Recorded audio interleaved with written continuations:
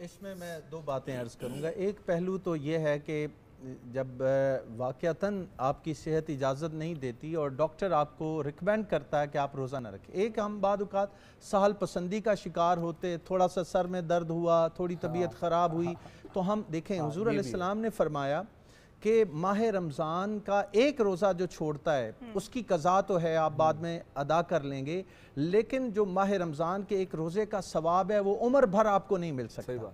तो इसलिए जानबूझ के तो नहीं छोड़ना चाहिए। अगर सेहत इजाज़त नहीं देती तो फिर आप बाद में उसको कज़ा कर सकते हैं। आपने एक और सूरत हाल होती है कि अगर कोई किडनी पेशेंट है, कोई शुगर पेशेंट है, वो रोज़ा नहीं रख सकता, लेकिन वो ये इस्तात भी नहीं रखता कि उसका हदिया अदा कर सके, जितने लोगों को खाना खिलाना होता है वो खिला सके, तो फिर वो क्या करे? देखिए, ये ऐसी सूरत है कि अल्लाह ताला ने किसी ला युकल्लिफुल्लाहु नफ्सन इल्ला वुसअहा, अल्लाह ताला किसी भी जान को उसकी इस्तात से बढ़ के तकलीफ नहीं देता।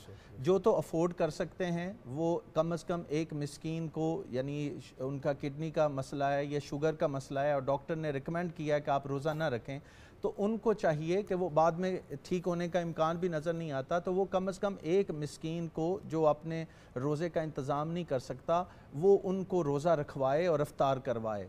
और इफ्तार कराने में भी अपनी इस्तात है, वो एक खजूर से भी इफ्तार हो सकता है, वो एक रोटी से भी हो सकता है, तो कम से कम वो कोशिश करे कि उसको अदा करे, कुछ ना कुछ एहतमाम करे जितनी उसकी ताकत और इस्तात है। इस्तात से बढ़ के कोई उसकी मिकदार मुतय्यन नहीं की, ये इंसान को अपने नफ्स से पूछना चाहिए। बाकी एक बात मैं ये अर्ज़ करना चाहूँगा कि माह रमज़ान के रोज़ों को और इबादत को मामूली नहीं समझना चाहिए, क्योंकि हुज़ूर अलैहिस्सलाम ने फरमाया कि इब्ने आदम के एक अमल का अजर 10 से लेके 700 गुना तक मिलता है।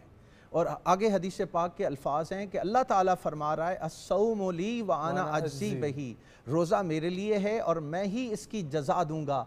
तो कहने का मकसद क्या है कि अगर इखलास नीयत के साथ रोज़ा रखा जाए तो उसका सवाब न सिर्फ 10 गुना है, ना सिर्फ 700 गुना है, बल्कि अल्लाह पाक उससे भी ज़्यादा बढ़ा के इंसान को सवाब दे सकता है। तो उस जज़ा को हासिल करने के लिए, अल्लाह की रज़ा को हासिल करने के लिए इंसान जितनी जिद्दोजहद कर सके। हमारी ज़िंदगी का मकसद क्या है?